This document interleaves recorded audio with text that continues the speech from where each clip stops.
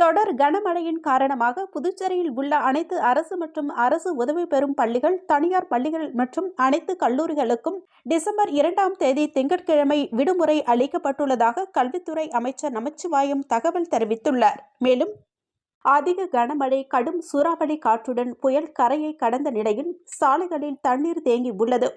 நிவாரண முகாம் செயல்படுவது குறித்து அனைத்து பள்ளி, கல்லூரி நிர்வாகிகளுக்கு மாவட்ட ஆட்சியர் குலோத்துங்கன் உத்தரவிட்டுள்ளார்.